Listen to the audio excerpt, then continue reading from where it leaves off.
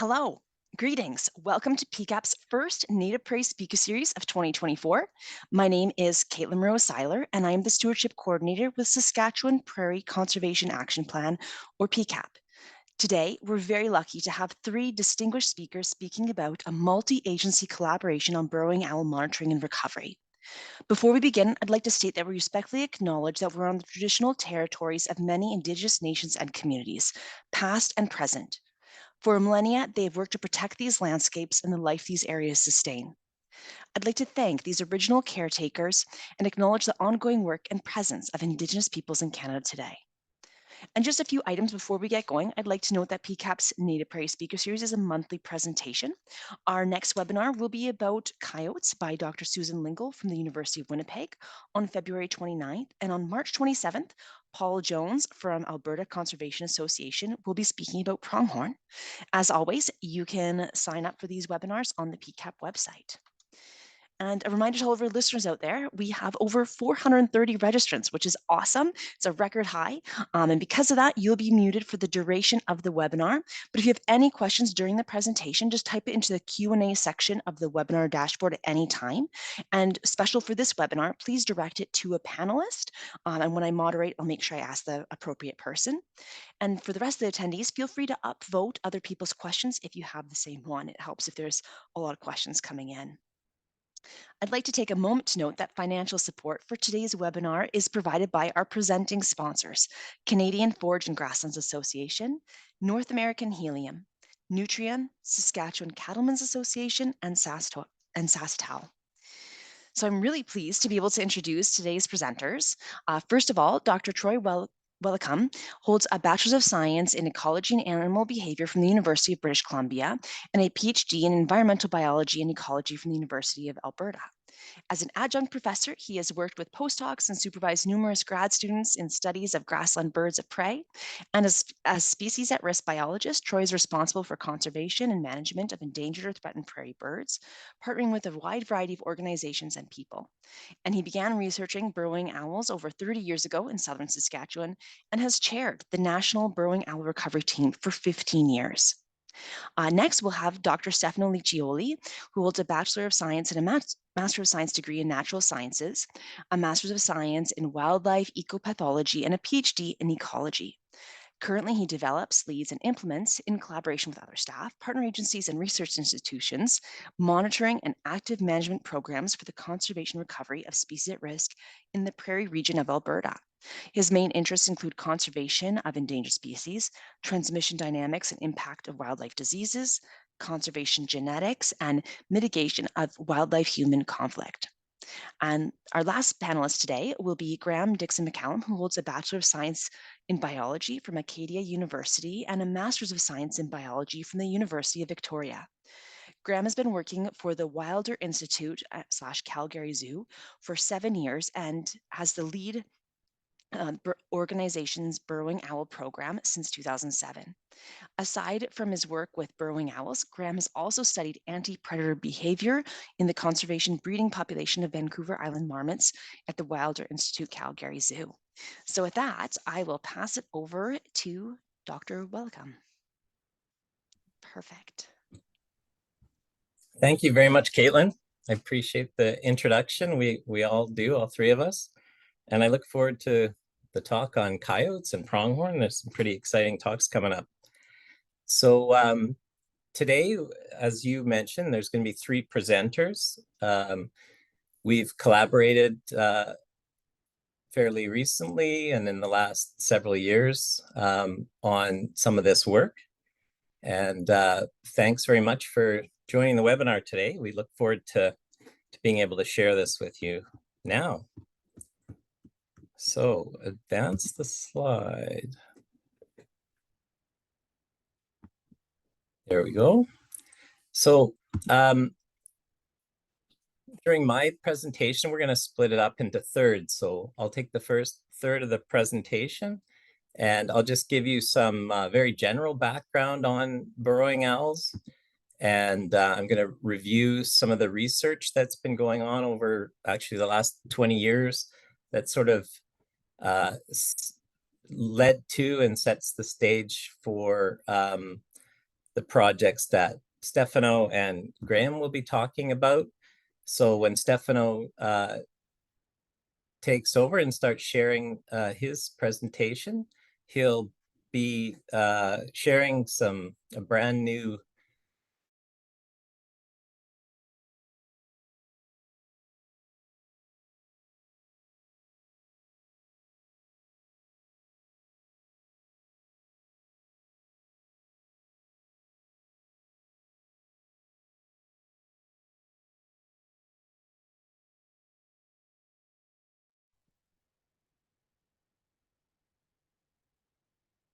I think we lost audio. There we go. Okay. So you lost audio. I think that's better. We've got you back now.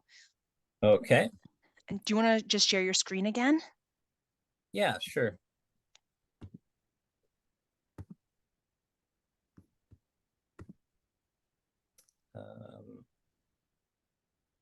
That's hopefully the right screen there.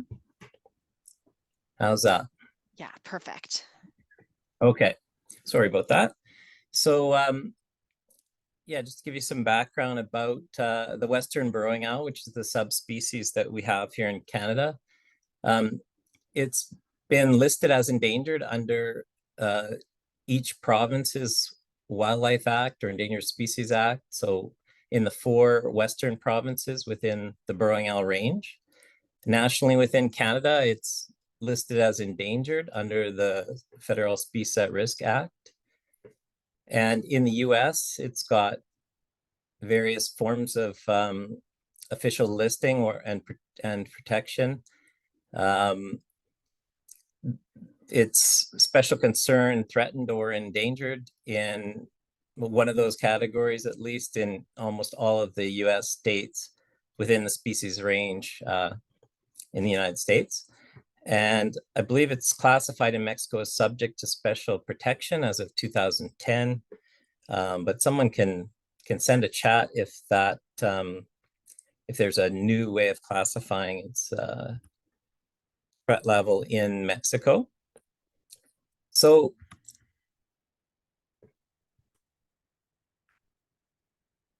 sorry, I'm just getting used to how to advance the slide here.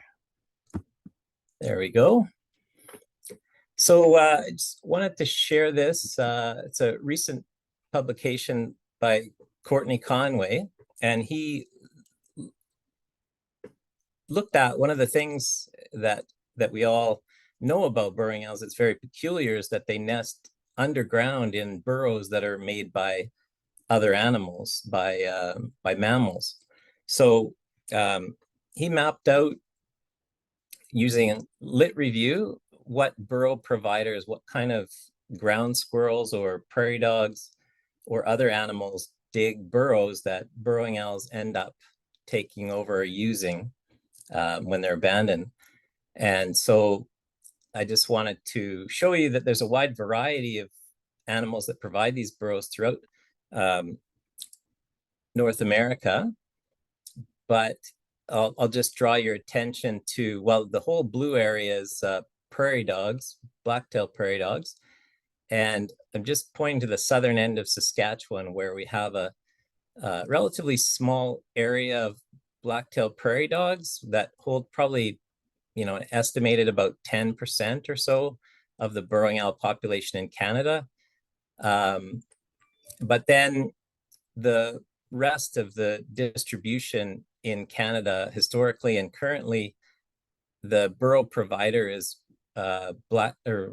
Richardson's ground squirrel.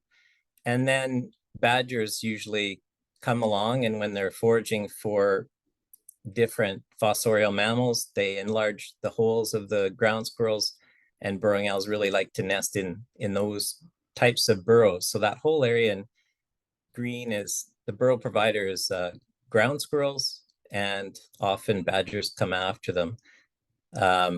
So pay attention to the distribution there of that light green area.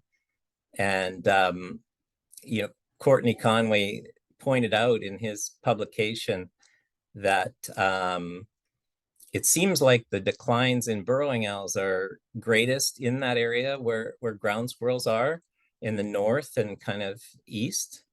So on the left, you can see there's a lot of range contraction on the left-hand map, I mean.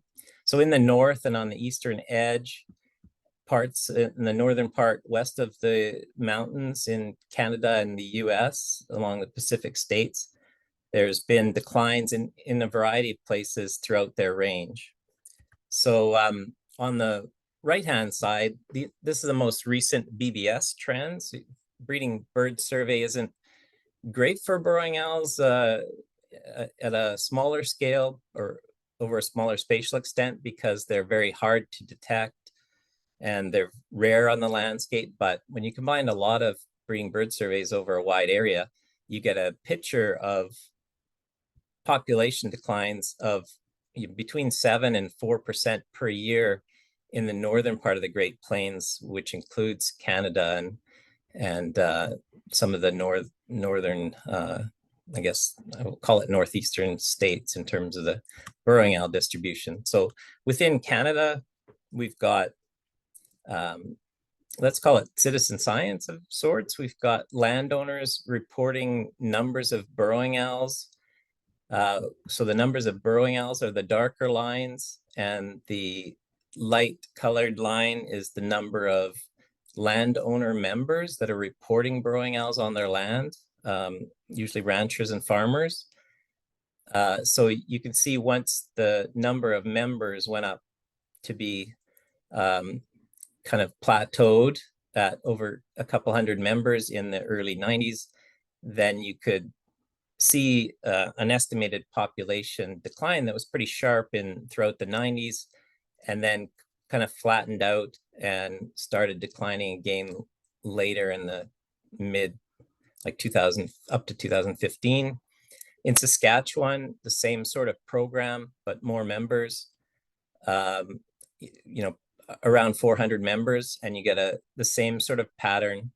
Even though there's a lot more cultivated area in Saskatchewan, you get the same sort of decline over time. It's kind of leveling out, but I guess you would expect as the numbers get closer to zero, it's going to level out like that shape of the graph. And then Manitoba, they've done more concentrated surveys of the smaller area of range and gotten similar patterns. At times, no one's called burrowing owls extirpated in Manitoba, but sometimes there are no owls reported or known about, at least in a given year. So needless to say, that's been very alarming for people and the owls alike. And so that's why a lot of people are concerned and have been doing work over the decades to try to figure this out. So generally speaking, if you look at data sets that provincial databases keep and some of these landowner reporting type programs, you can see generally in Alberta and Saskatchewan, the burrowing owls over the years have been quite widespread. They're rare over the landscape, but they can be found over the whole of the grassland ecoregion within both provinces. You can see the grass areas are shaded in green. There doesn't seem to be a close correspondence, although burrowing owls are called a grassland species. They certainly aren't like an obligate. They can be in deserts and farmland and all sorts of places. So I'll just switch over to some of the research that we've been doing over the years at the University of Alberta. Aaron Bain, pictured on the left there, has been co-supervising graduate students with me through the biology department, University of Alberta.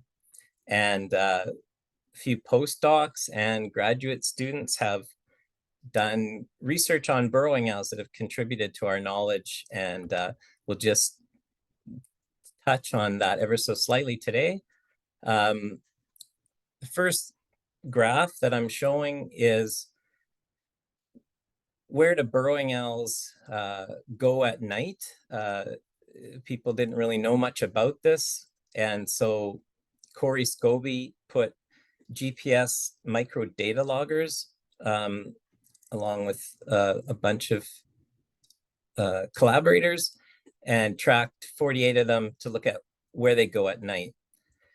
So in terms of distance from their nest, the male burrowing owls, when they're foraging for small mammals at night, you get about 85% of the locations within slightly less than 1.5 kilometers from their nest. Then switching to another grad student, Alan Marsh, he did work where he used the same data loggers, but he tracked the owls for short periods of time. Every 2 seconds, they gave signals. And you could follow the owls' foraging paths, and then cameras at the nest would record when the owls brought prey back to the nest, and you could backtrack and see where they captured that prey. So you can see that burrowing owls are capturing prey in cultivated landscape, whether it's stubble or cropland, or in grazed pastures along roads, that sort of thing. So then when Alan looked at how far were owls from their nest when they captured their small mammal prey, which they delivered to their nests, it was sort of around the same area. Within half a mile or 800 meters, you get 54% of the prey items, and 89% of the captures were within a mile, 1.6 kilometers. So that gives you an idea of the kind of scale of a home range, of foraging home range for a burrowing owl during breeding. So the next question was, where do burrowing owls choose to nest and place those home ranges within their possible distribution within Prairie Canada? So Joy Stevens looked at what large-scale factors drive burrowing owl home range selection, that's breeding home ranges. So she used 1.2 kilometers around each nest as the scale. That's pretty close to the 1.45, 1.6 kilometers. It's the right scale. And she modeled home range selection. That's sort of a second order selection question. So Joy did this work with the University of Alberta and tried various models to see which ones predicted owl home range distribution the best. And she used those databases from provinces. There were 3,700 like known nesting attempts over the years in the 2 provinces. And she got rid of duplications and used those as the input data to ask what it was that burrowing owls were keying in on when they placed that home range that was simulated as circles of 1.2 kilometers. So Joy took the approach, a logistic regression resource selection function modeling turned out to be the best type of modeling for burrowing owls for this. And she built models for different variables, 5 different types of data sets, some abiotic, some biotic. So she looked at a model for geography to see how well it predicted burrowing owl home ranges, grassland fragmentation measures, land use or land cover, soil characteristics, and then climate. So she built a model separately for each one of these, and then simplified the model by reducing the number of variables that she needed to. So if a simpler model was just as good as a more complex model, she dropped some of the variables and then used kind of the best predictor variables from each model set, and eventually came up with an all-inclusive model that I'll show you.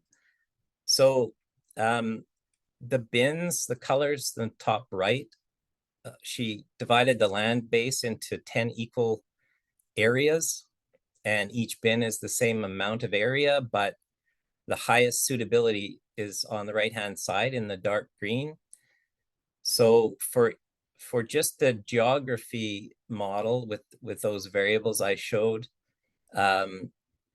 and for grassland fragmentation or land use separately, the R² values should be close to 1. And so these are only sort of moderate predictive models that happen from using a lot of this land cover information and topographical information and lat longs. But you can see when you just use soil characteristics or you just use climate, like long-term temperature and precipitation averages, then it's fairly highly predictive.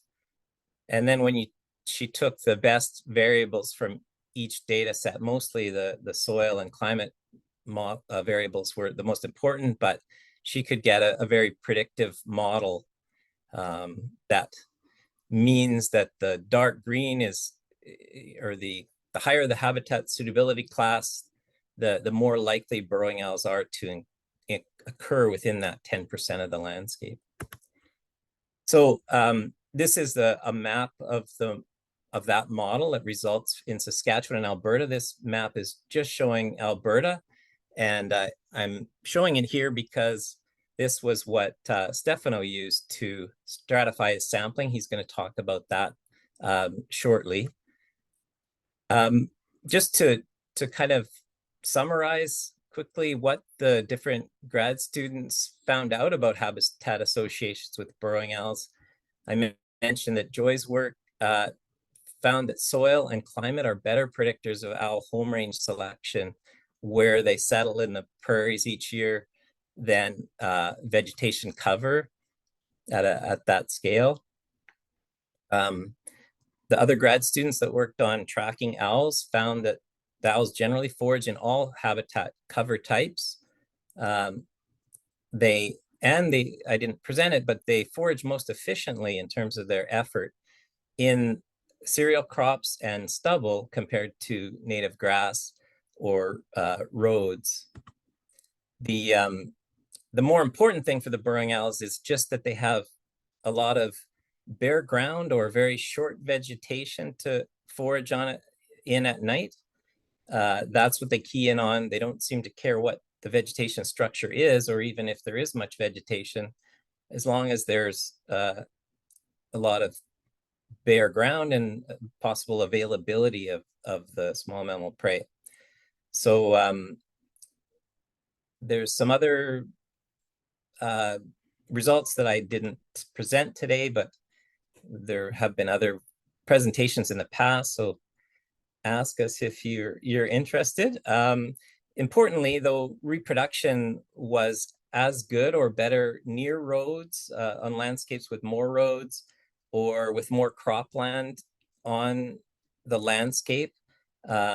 So areas of rangeland were equal or sometimes not as good as areas with more cropland for reproduction, nesting success, and fledgling output. So just that brings us to the idea of whether breeding habitat might be limiting burrowing owl populations in Canada. Just generally speaking, the population decline has very much outpaced the loss of permanent grass cover on breeding grounds. And so, that doesn't appear to be a part of the main issue, I guess, over the last several decades. And there's a lot of apparently suitable habitat that has become vacant over a relatively short period of time. And then we have to keep in mind, this is about the breeding habitat only for burrowing owls in Canada, because they migrate and spend like half of each year on migration or on wintering grounds in the US. So I'm just going to touch on, summarize quickly in my last few slides, some of the work that led to the project that Graham's going to talk about too during this presentation. So just thinking about this annual cycle of burrowing owls when they are in Canada, there's a very high percentage of burrowing owls that show up that breed. They lay lots of eggs. They lay 9 eggs on average, we find out from looking underground with our study methods. They hatch lots of young. We found through some of the postdoc work, Ryan Fisher's published some of this work, and so have I, about the percentages of nestlings that reach fledging age is quite high in normal circumstances. There's predation that is moderate, I would say, for a bird that nests on the ground in the prairies. But what really influences things is extreme weather events. When there's a lot of rain, there's a low percentage of hatchlings that make it to fledging. And then post-fledging survival can be somewhat low. Something like 45% of fledglings die within their sort of breeding area after they fledge. That's from radio transmitter studies that have been done by other students in Canada. And then what I really want to draw your attention to is this unknown period where burrowing owls leave on migration in September, October. They have this overwinter survival. We've been assuming in southern US and Mexico, and Jeff Holroyd and Helen have done a lot of work, Helen Treffry, over the years to find band returns and show where there are burrowing owls wintering in Mexico and other places. And then on spring migration, coming back to Canada. And the big issue is we just don't know where the burrowing owl adults go. If I just look back at some of my PhD work from the Regina Plains in Saskatchewan, a lot of people will be familiar with that area. We banded a few hundred juveniles every year. And, you know, there was just a very small handful of males returning as adults, so 1 year or more after they were banded, and females, same thing, only actually less. So if you look at the return rate for juveniles or fledglings when they're banded and then resighted with a lot of effort, it's only 4% within the study areas in Canada. So that can't all be to do with mortality. There must be juveniles returning somewhere else and other birds coming into these study areas, or the populations would have been gone already.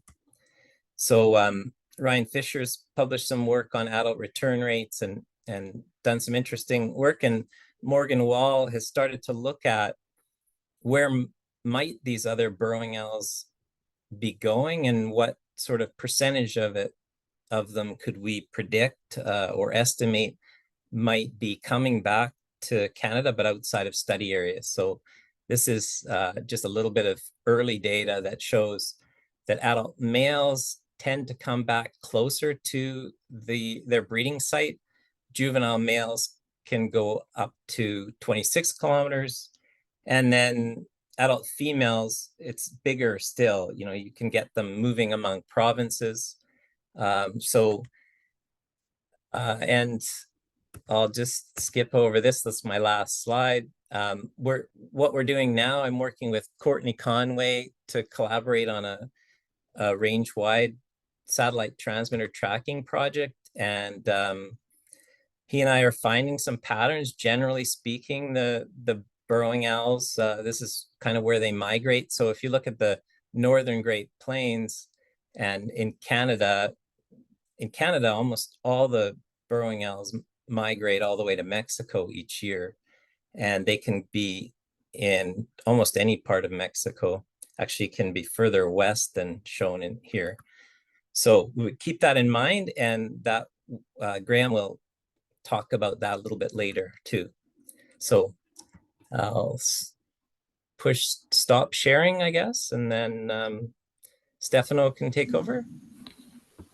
Okay. You see my screen now, Helen? Yes, go ahead. Okay, great. Click presentation, and hopefully you're still seeing my presentation screen. Right, hi everyone. As Troy mentioned in the beginning, My presentation will focus on burrowing owl population monitoring in Alberta, but hopefully some of the elements we'll be talking about may possibly extend beyond that. Now in Alberta, standardized diurnal call playback surveys for burrowing owls have been conducted in the 90s and the early 2000s near the towns of Hanna and Brooks, which roughly, the surveys correspond in this area a total of approximately 18,000 hectares within the historical breeding distribution of burrowing owl in predominantly native mixed grass prairie habitat. Now, while this work was critical in documenting significant population decline of the species in the province, this was also fairly intense resource requirement programs. Now, the species decline contributed to making species detection through these surveys increasingly difficult. And due to many other competing priorities and limitations in resources available, these surveys have been eventually discontinued in 2008. In 2001, the use of roadside surveys was tested as an alternative approach. This because primarily require less resources, also simplifies operations by focusing on public land. So think about not needing to open and close all the gates to move on leased land or private land, but also sometimes the challenge of reaching out and contacting every single leaseholder or landowner. But most importantly, these surveys have been successfully used to monitor burrowing owl both in Canada and the US, and in particularly standardized point counts using the call broadcast survey method along roadsides offer the best approach for monitoring populations of burrowing owl at a large spatial scale and maximize the number of detection per survey time. Unfortunately, the 2001 trial of this survey showed limited success. As you can see when comparing the extrapolated density of nest against that recorded through those more intensive block survey in Brooks and Hanna regions. Likely this was due to a combination of factors such as the rarity of the species, the type, and the size of the area sampled, and suboptimal weather conditions. So after covering some general info on burrowing owl ecology thanks to Troy's presentation and population monitoring, I hope it will be relatively simple to make the argument that monitoring burrowing owl at the provincial scale presents some challenges. We learned that block surveys are feral, but also very resource intensive. Roadside surveys have been tested in Canada in 2001, in Alberta in 2001 with limited success. We learned also that the species is generalist, so it can pretty much occur anywhere, and it currently exists at very low densities. So from a species risk monitoring standpoint, we feel like there is quite a connection between the two images that you see there when it comes to ability to find it. We also learned that in other areas near the prairie region of Alberta, burrowing owls are strongly tied to prairie dog colonies in Montana, for example, and at least where they exist in southern Saskatchewan, as Troy pointed out.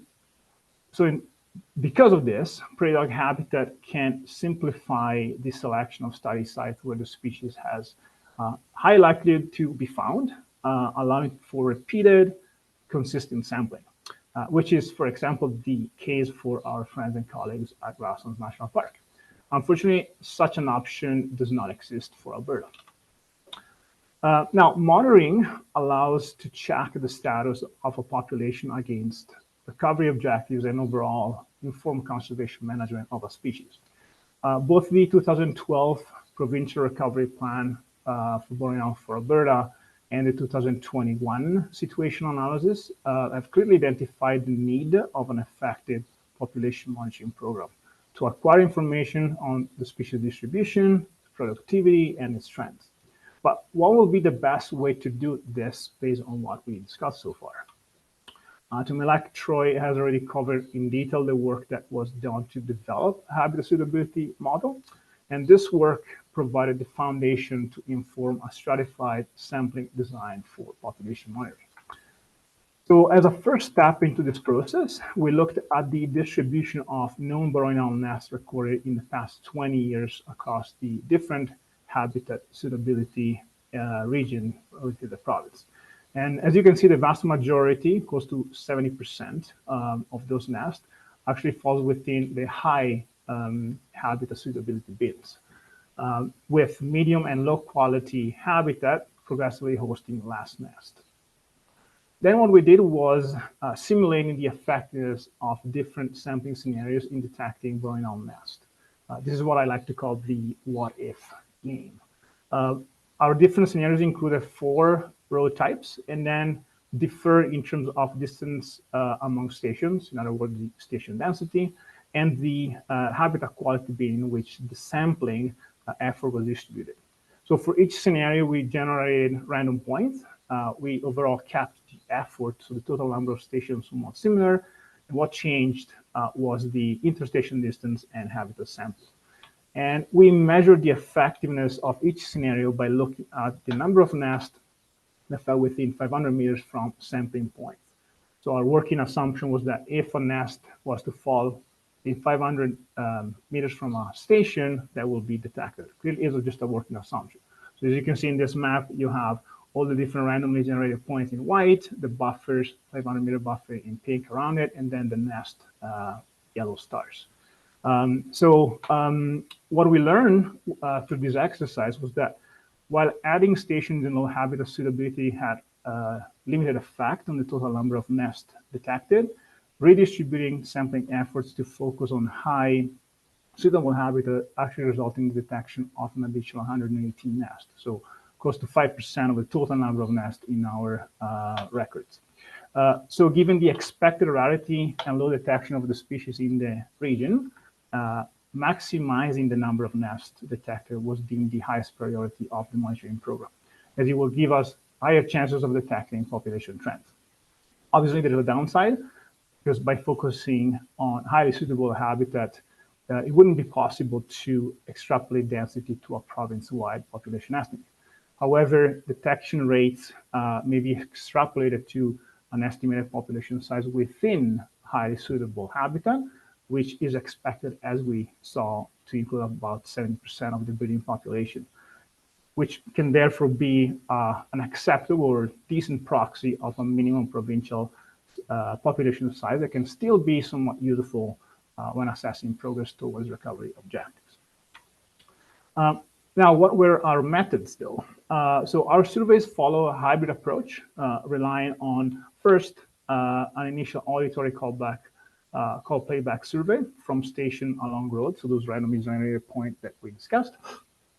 And then as a second step, we did a local intensive call playback and visual survey during daytime at and around locations where we had nocturnal detection of burrowing owls. So to be more specific, basically went back at each location where the species was detected at night and did 4 stations 800 meters apart in each cardinal direction from the location of detection, plus, of course, a station at the detection location, therefore covering a 3.2 kilometer buffer or radius around that nocturnal detection. This approach benefits from increased detection compared to visual surveys only, as well as a high response rate for males at night, and from a greater distance than auditory or visual detection during the day. This is due to the fact that, as we learned, burrowing owls move farther away from the nest at nighttime, and also the sound travels farther at night due to lower winds and less noise. So combined, these methods were expected to help survey burrowing owl at the provincial scale and offer us a higher likelihood of detecting enough owls as well as their nest and enabling the measurement of temporal changes in the population index, whether number of nests or number of owls. We identified approximately 34 50 by 50 kilometer quadrats that will be surveyed over a 5-year rotation panel. And this map shows you the distribution of the 6 quadrants that were randomly selected for year 1. Being a pilot year, we didn't necessarily expect we would be able to complete them all, but we focused instead on perfecting the method and finishing at least a few quadrants based on visual survivable. We completed 4 quadrants out of the 6 for a total of approximately 760 stations that took about 28 operator days. This surveys resulted in 11 burrowing owl detections, which were recorded in 2 quadrants near Alderson and near Pollockville. No detection occurred in the 2 quadrants at the northern edge of the range. Now, based on the location of the station, the time, and the direction of the auditory response, these detections were estimated to correspond to 8 unique burrowing owls. In that, with that, I mean owls belonging to different nesting pairs. While surveys overall, this is maybe of interest, ran roughly between 9 p.m. and 3 in the morning, all our burrowing owl detection occurred between 10 p.m. and midnight, with 10:45 p.m. being kind of the average response time. Within a specific quadrant, we are also able to conduct sort of a detectability estimate. So we had locations of known burrowing owl nests were identified and monitored by the Calgary Zoo in that area. And this allows us to, I guess, have an assessment of burrowing owl detectability by the proposed nocturnal survey approach. So of 10 known nests, 5, so 50%, were associated with detections from stations located within a kilometer from that nest and corresponding to the closest station across all the stations in that quadrant, to the nest. For 2 nests, so 20%, the closest station of detection were located within 5 kilometers, but there was no detection of burrowing owls from stations that were closer to the nest. And finally, there were 3 nests, so 30% were associated with detections from stations located more than 5 kilometers apart. More than 5 kilometers away from the nest. And again, no detection from stations that were closer. So if we exclude those 3, which likely correspond to detection that simply did not associate with any nest that we knew of, this data roughly give us a rough estimated detection rate between 50 to 70%. Again, this is a not rigorous method to estimate such a detectability rate, but roughly it gave us an idea, and interestingly, it lined up somewhat with the response rate of males detected within the first 2 weeks of June in our study in Saskatchewan. So in general, our detection rate corresponded to an average of 1.4 detection per 100 stations, which in itself is somewhat comparable to what was recorded in the 2001 trial. But this will likely, it would be fair to consider it a higher rate, considering that the population has actually significantly declined since then. That red arrow marks roughly on that graph where 2001 is, and the population now is likely less than a half of it. Also, the comparison may be even more encouraging if we consider that the 2001 study focused on roughly a good and occupied habitat areas within the region. And when we look at the detection rate specific to quadrant 12, which is, again, an equivalent good and occupied habitat for the species, in Alberta, we are looking at 2.66 detection per 100 stations. The pilot year also allows us to refine our resource requirements. We project approximately 36 operator days per year for a 5-year term in order to complete this rotation panel across the province. And clearly, this is still a significant commitment and requirement.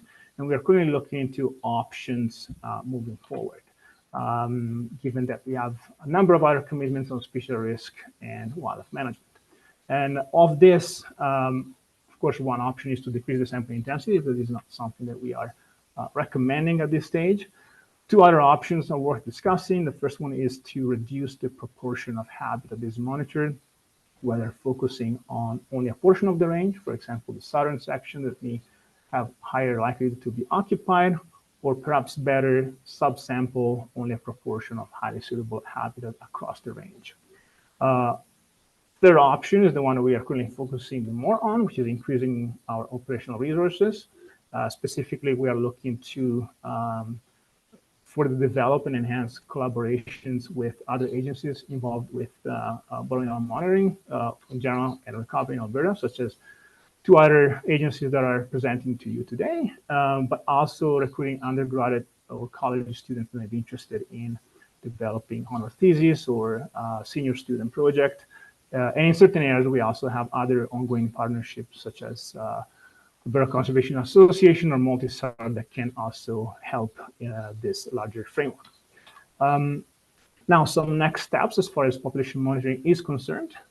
We are going to adjust our monitoring window to include a list of part of May, and therefore line up better with highest response windows for the species. May was not included in the pilot simply due to logistical challenges associated with developing this program first.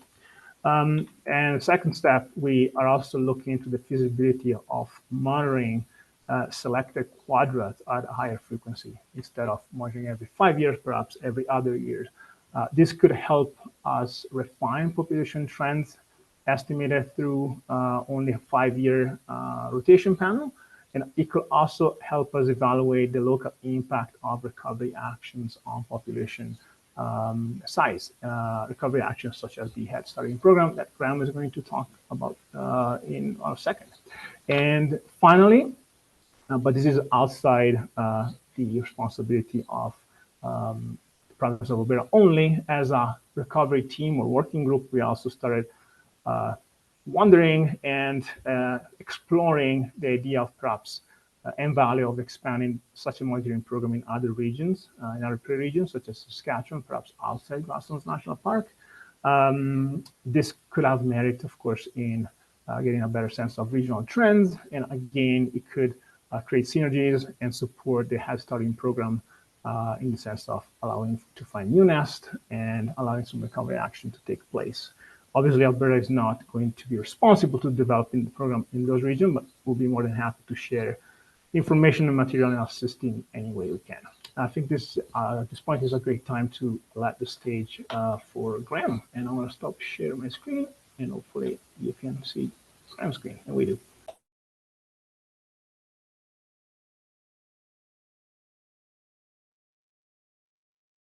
Okay.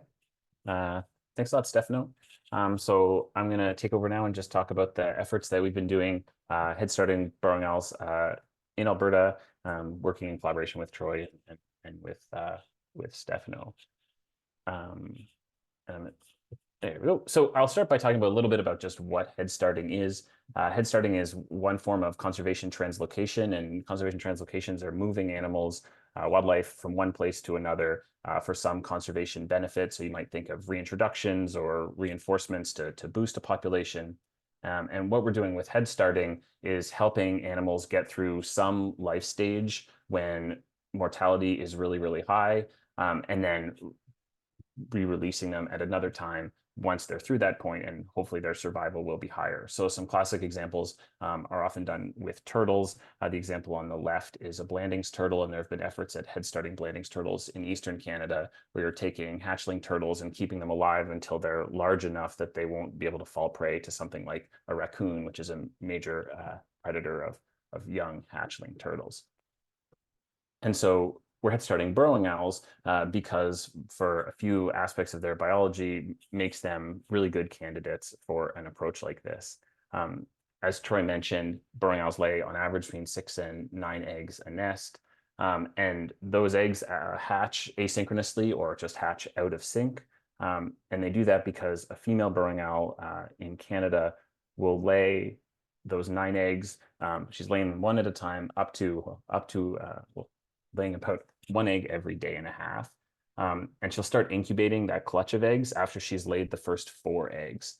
And so she's incubating those first 4, and then she keeps laying another egg every day and a half. So when she lays up to 9 eggs, that last 9th egg is being laid 7 days after she's already started incubating the first 4. And so all those eggs will be incubated for up to 30 days before they hatch. And the first 4 owlets are going to hatch out of their eggs up to a week before the very youngest sibling will hatch out. And that week is a time when those owlets are growing really, really quickly. And so you have those first 4 owls are much larger than their youngest sibling, which gives them a really big advantage in competing for food with their siblings in the nest. So when mom or dad bring food in, the older siblings are able to get it and their younger siblings aren't, which often means those youngest siblings don't survive. Or in some extreme cases, if mom and dad don't bring food to the nest, then the younger sibling may end up getting eaten by their older siblings. So just the photo on the right shows these two owlets that are only 5 days different in age, and there's a major size difference. So we have very young survival of the youngest offspring to even fledge the nest. And another reason, or some more reasons why burrowing owls are a great candidate for head starting, we understand because of some more of research that Troy did over many years and studying survival through various life stages, and Troy touched on it at the end of his presentation. And so from his work, we know that about 30% of burrowing owls in Canada will survive from the time that they're an egg until they would be leaving Canada on migration when they're approximately 6 months of age. So they'll be leaving in the fall to head to Mexico. Then about 6% of owls will survive that first migration and will survive and return from a first migration. So some of those owls are dying and some of those owls must be dispersing elsewhere and are coming back and nesting in Canada as adults. And then of those owls that actually come back after 1 year, about 86% of males and 70% of females will survive their first nesting season as an adult, and then will be able to leave on migration again.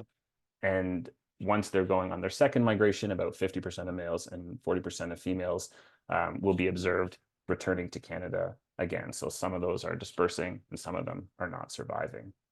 And so when we look at survival at each of these different life stages over the first 2 years of a burrowing owl's life, that first migration really sticks out as a time of really high mortality and really low, or most importantly, really low returns to Canada. And so then what we're doing in the head starting program is focusing on that first winter and trying to boost survival through that first winter, and then try and understand what impact that could have on the population of burrowing owls. So we have one objective and a couple of tactics that we're using to do that. So our objective is to increase their survival and site fidelity from when they fledge out of a nest until the return in that first spring. And we're doing that by focusing on those last hatched nestlings. So we give the nests some extra food, particularly around periods of inclement weather when it's, we think, harder for the parents to be hunting. The nestlings are getting less food, so we can keep those youngest nestlings alive. And then we also focus on releasing male-female pairs so that once we've kept owls alive through the winter in human care and we release them, then they're in a pair. So not only are we potentially contributing those owls that we've kept alive over winter, but they also have the opportunity to reproduce and contribute more burrowing owls. So the way we go about doing this is that we conduct call playback surveys out on the prairie throughout southeastern Alberta, following protocols similar to Stefano's, but we'll go to areas near where burrowing owl nests were located in where we knew they were in previous years, and use playback, and then playing burrowing owl calls and scanning with binoculars. And then once we find nests, we monitor them both using binoculars and trail cameras. And also the photo on the bottom left is a crew member using a burrowscope. That's a camera you can put down underground into a burrow. And I'll show you a video now of what that looks like so you can get an idea of what it looks like underground. So this is some video of Troy's. So here we go. Now you can see this is kind of grainy footage, but it's pretty accurate to what it looks like with our scopes when you're going down underground to see.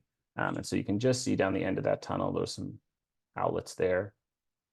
And we can use these cameras to both just confirm there is a nest if you see a female incubating, or usually you might see eggs. And also once nestlings have hatched, like these ones, you can estimate how old they are. And so then we can understand the timing of the nest, and it helps us know when we might want to go trap at a nest, both for banding and the monitoring efforts that Troy's talking about, but also for head starting. And so we're trapping nests in about July, and then bringing owls into human care at that point. One challenge for the program is that, as I mentioned, we want to be head starting male-female pairs or releasing pairs. And you can't tell the sex of a burrowing owl by looking at it when they're juvenile, when they're juvenile and nestlings. So those 8 owlets in the picture there, Some are male, some are female, and there's no way to know without looking at their genetics. And so we have a small lab set up that we have just in the living room of our field house, and we'll use a technique called PCRs. And ultimately, all we're trying to figure out is whether or not they're male and have 2 copies of the Z chromosome, or females and have 1 Z, 1 W. Early in the program, we would send blood samples to labs. Initially, we were working with the Assiniboine Park Zoo, but even using the quickest shipping method we could find, it took us 24 hours to get a blood sample from our field site to Winnipeg. And so that took quite a bit of time. And so it ended up being faster to just develop our own lab protocol to do the work with it's a PCR equipment that's designed for kind of learning labs. Once we know which owls are male and female, we can pick the ones that are the youngest owlet from a brood of the appropriate sex that we want, and then bring it into the zoo where they get an exam, and then they're eventually moved to an off-site conservation breeding facility that the Wilder Institute and Calgary Zoo operates near Strathmore. And these are a couple of photos of that facility. So you can see a few owls inside a flight pen, and then just an overhead view of the building. So there's 2 outdoor flight pen areas that have underground burrows and perches. And then there's also large indoor spaces for those times when it's too cold in the winter for the owls to be outside. But fortunately, when we get Chinooks coming in Calgary, it's often warm enough that the owls can be out on and off throughout the winter. Prior to releasing the birds, we construct artificial nest burrows that we release them into. And these burrows provide some predator protection in that there's a constriction that's small enough that burrowing owls can get through, but a badger couldn't get into the nest chamber. And also we have this nested bucket design that allows us access into the nest chamber itself. That's really useful for trapping and banding, and also for monitoring and that sort of thing, because we can just open it up and see eggs inside. When we release a pair, we also release them into an enclosure initially, and that enclosure is just set up on top of one of the entrances of the artificial burrow. And we keep the owls in the enclosure for up to approximately 2 weeks, at which point they will initiate a clutch and start laying, and then we can remove the enclosure. And then the owls are free to move about the prairie as they please. We then continue monitoring the owls throughout the nesting season. We fit some owls with satellite transmitters. So there's a solar panel transmitter that sends a signal up to satellites once a minute for 10 hours and then shuts off for 48 hours to recharge. And we use these to monitor the owls throughout the nesting season and on migration. And then we're also monitoring using trail cameras and just observations in the field. So we've been doing this since 2017 when we first released. And so just to give you a high-level overview of some results, the column on the left is the actual numbers of owls we've released and nests that have been initiated and fledged versus some estimates that I made of, what would have been the picture if we hadn't taken these owls into human care and kept them over winter and released them. And so, we had 119 owls we were releasing, and, based on survival and return rates in the wild, I figured those would have been about representative of only about 7 owls otherwise out there. And I thought I'd give an overview of by year of the program. And there's a lot of values in this table, but the ones that I really want to highlight are that just under 80% of the pairs that we release give us a successful nest in the end. So for every 10 pairs we release, we're going to get almost 8 successful nests. And those, I didn't mention it here, but those nests are fledging on average about 5 young. And another thing that's really encouraging to see is that we are getting some returns particularly from the fledglings of the nests from the pairs that we release. And another thing that I think is really interesting, and I'm excited to see where it goes in the future, is to see that we seem to get a bit of a cumulative additional effect. I find the more years in a row that we're head starting, particularly leading up to 2020. If you look at the row in the middle there for 2020, in that year we released 20 owls in 10 pairs. And at the same time, we had 2 owls returned that were fledglings from the previous year. And the reason I have some values in square brackets under that number of returns observed is that the value numbers in the square brackets are owls that returned that are from previous years of the program. So, or like they didn't fledge the year before, but they're either adults that just returned, or they're the offspring of offspring from the program, or multiple generations that are resulting from us head starting owls. So in a year when we had 20 owls to release, there were another 6 owls that had returned and were nesting in our study area at the same time.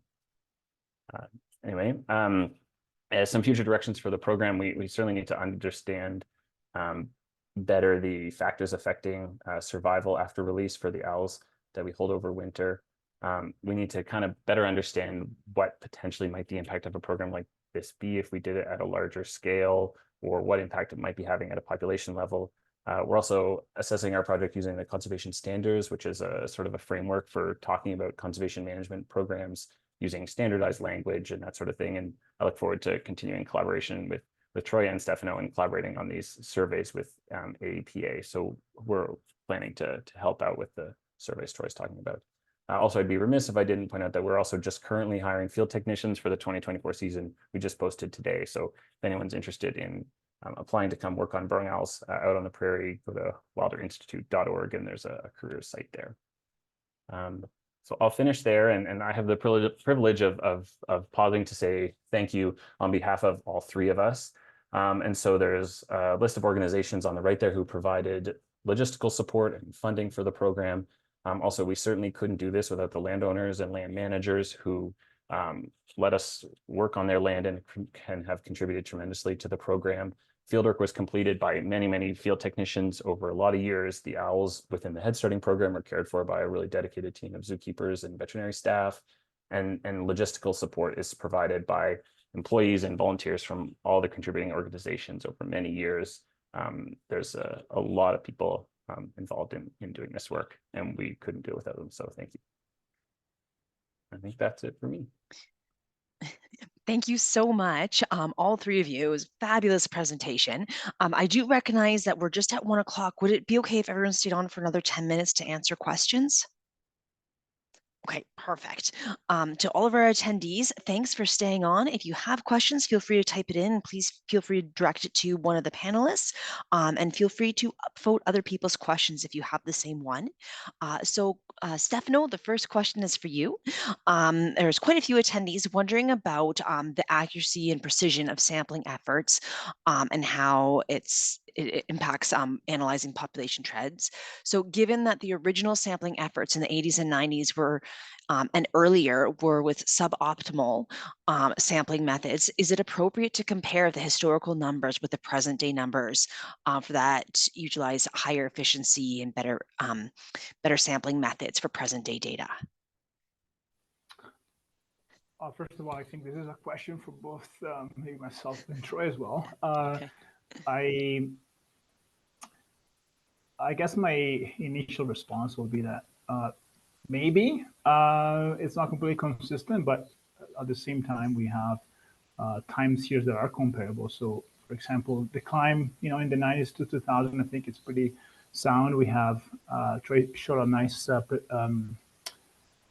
slide summarizing results from both citizen science, and then we dug a little bit more into the Alberta situation with block surveys. And I think now maybe we are using high resolution, if the word used in this question, but we can also keep it consistent and look at the trend from now on. So I think maybe if the story is not told with the same tool, for several decades at the same time, I think the result will still be informing population status against recovery objectives. Troy, feel free to jump in here. Yeah, no, I think you touched on the right things there. I guess I would just add, well, first of all, I think it's an excellent question, because I think we do have to be concerned. We, the sort of general community monitoring burrowing owls, have to be concerned about repeatability of the method in different years.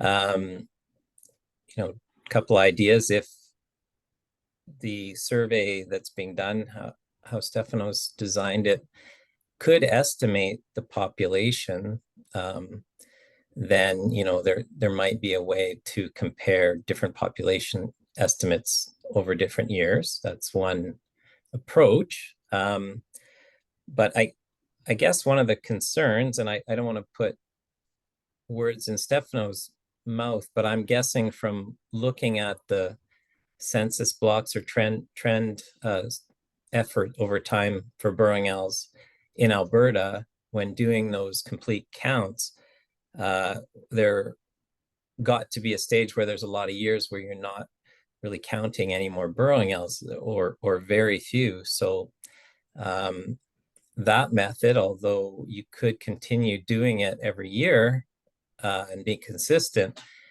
if you're not getting any burrowing owls in that survey, then you're still not estimating the change in the population. So that's the unfortunate practical side of that. But that's just off the top of my head. Thanks for that answer. The next question, so whoever wants to jump in here, it isn't directed to anyone. Is there any evidence that prey decline, insects in particular, may be partially responsible for the burrowing owl declines?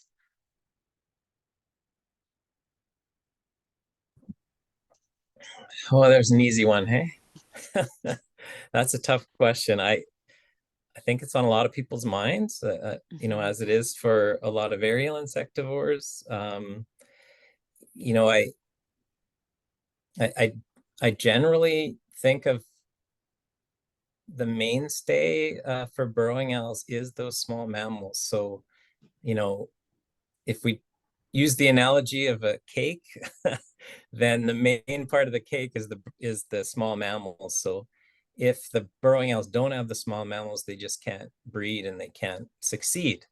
The icing on the cake is definitely insects. They eat a lot of them, but it doesn't really add up to a whole lot of weight during the breeding period.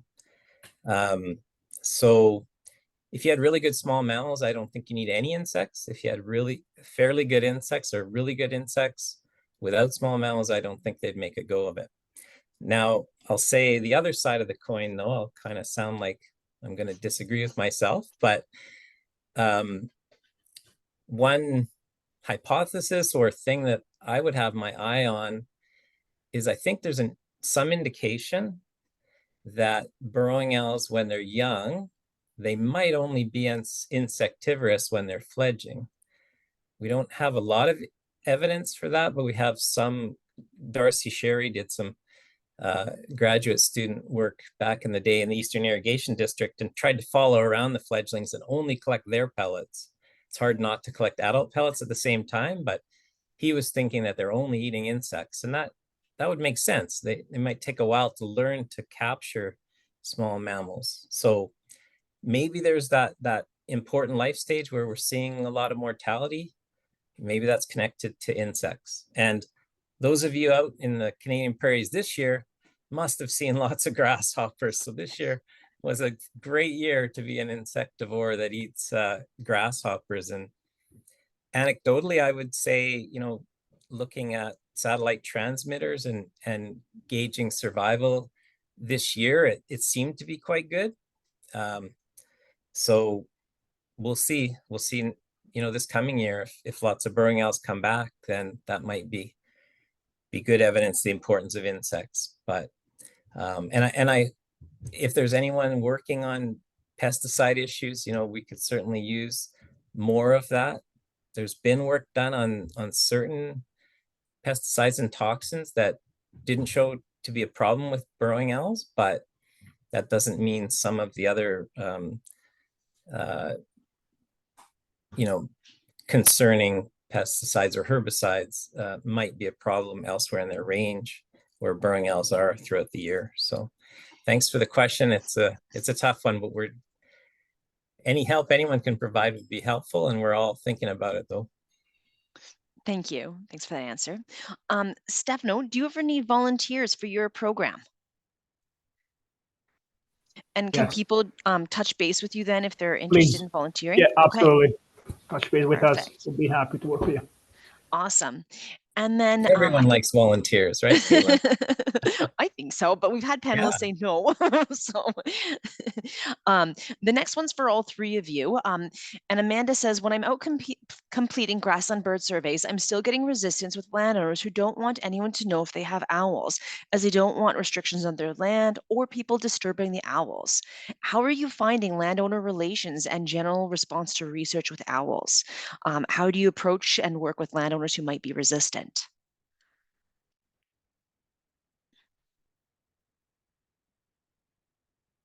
I can pick on Stefano to answer.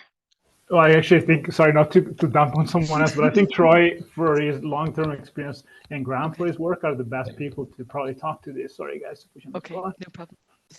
Well, unless Graham wants to, I can take a crack at it. I mean, my first answer, I don't know, maybe the person who asked the question won't like, but I won't want to talk any landowners into letting us on their land unless they're comfortable. So that's the most important thing, in my opinion. I think from being out there, the ranchers and farmers that are out there with the owls, they seem to know a lot about them, at least when they're in their backyard or their back 40, as we say.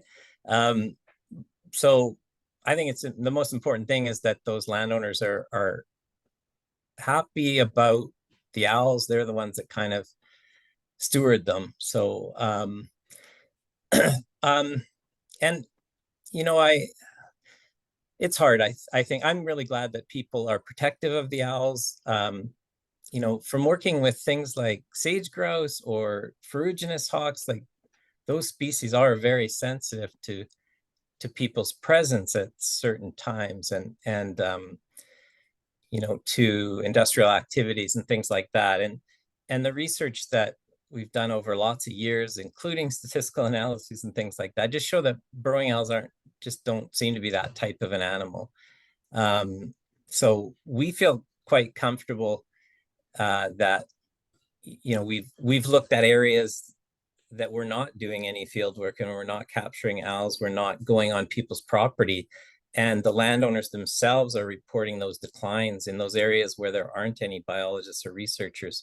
So unfortunately, the owls have been declining just as much where they don't get any attention from people, and as they have been where we're doing lots of work to try to figure out what's going wrong. But you know, that's our perspective, and I'm just happy that people care enough to be concerned, I guess. Yeah, you're right. That's a great way to look at it. And our last question, I know we're out of time here, and I'll direct this one towards Graham. If an owl is kept in Canada for its first winter, are there any implications on their fall migration the following year? Yeah, that's a great question, and it's something we're working to try and understand. It's part of the reason for using some of those satellite transmitters as well. And so we do find that burrowing owls that have been held back for one winter, they do still leave on migration the next fall. But survival on that first migration has been a challenge for the program. So we have had owls that have successfully migrated to Mexico and come back. But at the same time, mortality is still really high for those owls that have been held over winter. And we're looking forward to kind of working more in collaboration with Troy and others who've been tracking, owls that have never been held back and have looked at the timing. Like we haven't yet looked at, whether there's any shift in timing or anything like that of when they leave, but we have the data and we're looking at that. But certainly that's something that was a concern for the program, but we do see the Head Start owls fortunately do leave on migration in fall. Yeah. And That's Caitlin, good. if I could just add something quick to that, and Graham has mentioned this in the presentation, but when they release those captive, like overwintered owls, the Head Started owls, so many of them breed, such a high percentage of them pair up and breed that year.